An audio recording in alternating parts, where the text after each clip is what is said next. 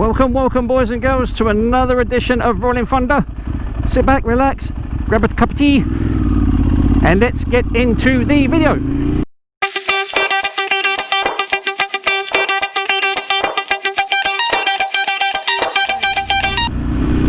It's another beautiful day and it's the day before I head back to work. Yes, I go back to work as of the 1st of June. Believe it or not, I don't want to go back to work, but you know, things happen, stuff has to be paid for, I have to earn a living, etc, etc. First time on the bike since since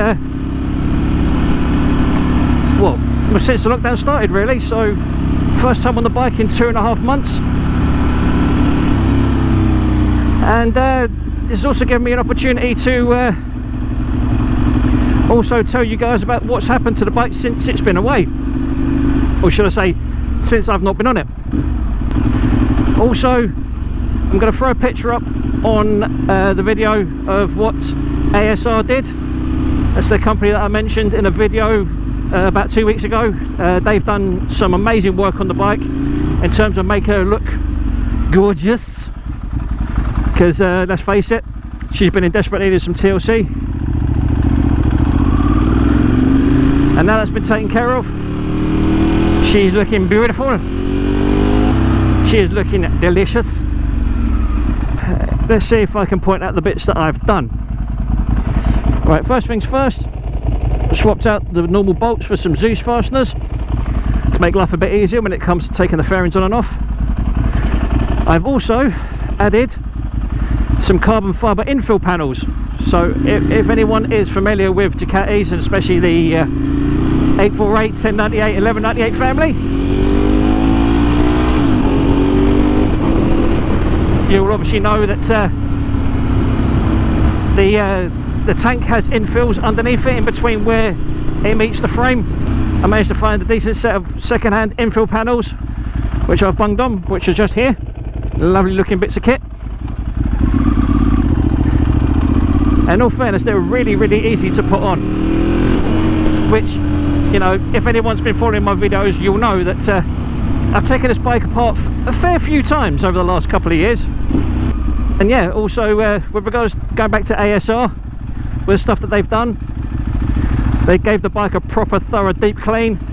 No, they fixed well, they didn't fix, they cleaned up all the nooks and crannies, like in behind the swing arm, in behind the wheel, all the little bits that I couldn't do or didn't have the patience to do, they've done. They also did an inspection on the bike for me, like mechanically, to make sure it was all sound and everything else, which, to be honest, I'm quite glad of, because obviously with this whole COVID-19, no one's allowed to, well, I've not been able to earn the money I should be earning for parts and stuff like that. But thankfully, apart from obviously the consumables like brake pads and chain and sprockets and stuff like that, which I'm going to try and do myself at some point, everything seems to be working out all right. I got ASR to check the timing belts. That's one of the scarier things that can go wrong with these bikes. And if you're familiar with, again, the whole Ducati what do you call it, family or lineage, up until the Panigales, they all used timing belts. So instead of it being timing chains like you see on the most traditional 4-cylinder bikes, like the Japanese stuff, they were using rubber belts, or rubber stroke Kevlar belts. Thankfully, they changed to timing chains once they went to the Panigale. So the fuck me, I can't even remember the actual engine configuration. I know it's not Testa Stretta anymore, it's a something Desmo Quattro. No, not Desmo Quattro, but anyway, either way, whichever it is, they moved away from timing belts and went to chains, which will give bikes these days a lot longer service life. So instead of having the timing belts done, or timing chains done every 2 years or 15,000 miles or whatever it is. The chains just need adjusting once every 4 years, I think it is, or every 20,000 miles, if my memory is correct. If it's not, I apologise. But anyway, how is everyone doing? The social distancing rules are still in place in the UK, unfortunately. Also, I don't know if anyone has been keeping up with the news that a lot of shops are starting to slowly reopen. Apparently, as of the 1st, which is tomorrow, a lot of outdoor markets and outdoor showrooms are going to be opening. I don't know how great that's going to work out, because in all fairness, I don't think it will. As of the 15th, which is 2 weeks from tomorrow, they're thinking of reopening indoor markets, other non-essential retail businesses and so on. My argument with that is that my work isn't what I would class as an essential business. There's no way on God's green earth a motorcycle accessory business is an essential business. And how they've got around it, I have no idea. But I think it takes the piss that we're opening tomorrow. But, you know, that's just my personal opinion, take it or leave it. Also, other madness that's going on in the news at the moment. That poor fella in America, George Floyd, who was sadly killed, whether it be deliberate or by accident, by a police officer in Minneapolis. It's a sad state of affairs. But the biggest thing that bothers me about that is that, yes, okay, it's a tragedy that it happened. But the problem is, why do people feel the need it's okay, or feel the need that it's appropriate to tarnish the guy's memory by rioting and looting and fuck knows what else? You know, do yourselves a favour. By all means protest, but do it in a controlled, calm manner. You don't have to go around smashing up shops and businesses and whatever else. I mean, I saw something on Facebook yesterday and it made me sick to my stomach.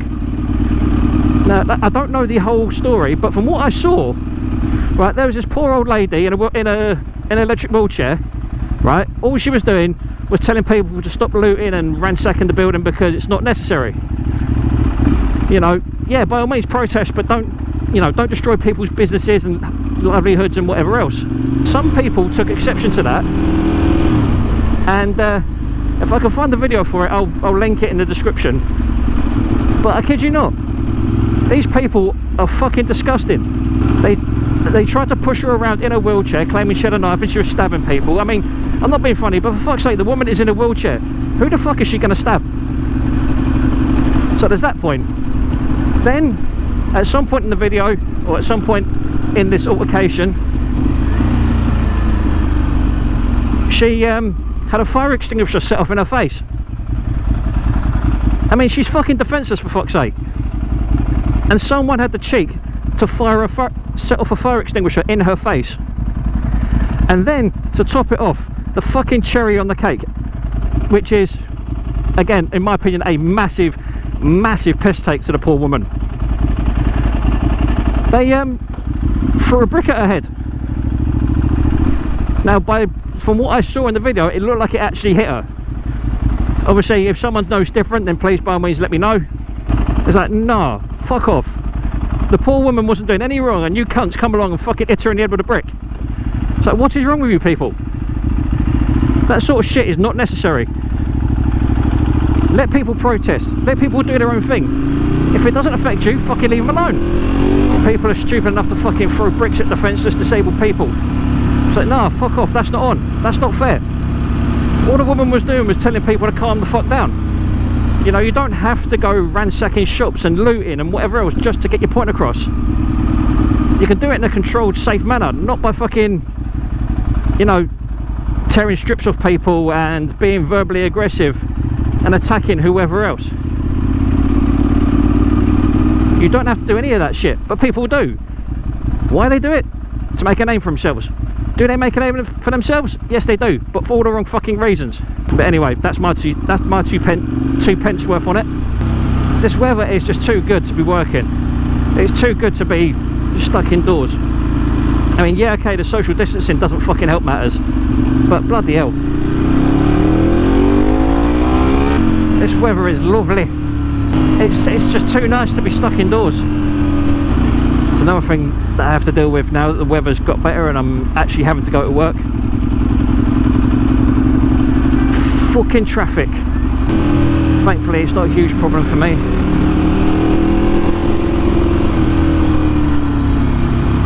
Make use of the bus lane.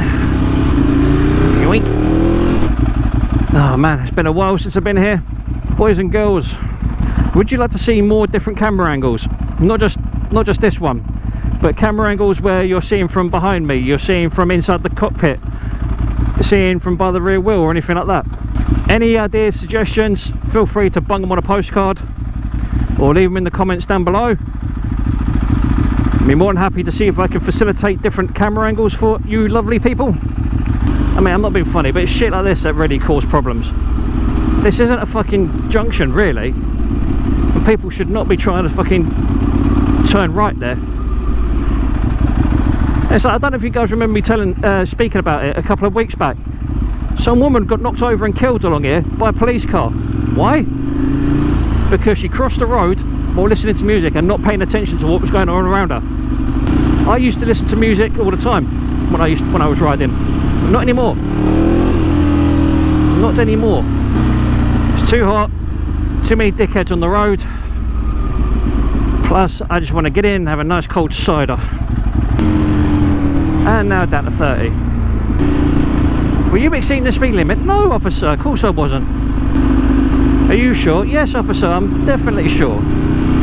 I don't believe you. I don't care. Another random thing that happened over the fucking corona apocalypse. I've had to replace my slave cylinder for the clutch. Why, here you ask? Because it go bang. Basically, I had an Oberon aftermarket slave cylinder on this bike, and for the time I had it on there, it worked wonders. It worked lovely. But just found out that it started leaking a little bit, which is not really something you want. You know, clutch fluid all over your rear wheel and all over your foot peg and wherever else. That's something you don't really want. So unfortunately I had to replace it, and I wasn't prepared to pay 100 quid for a replacement one. So I went and found an OEM one on eBay for 25 quid. Fucking bargain. Put it on, which was a bit of a fucking mission in itself because I've never done that sort of thing before, and I've not had any drama. But other than that, boys and girls, I haven't really got much more for you today. Like I say to everyone, be good, be safe, look after yourselves, enjoy your bikes, and as always, adios.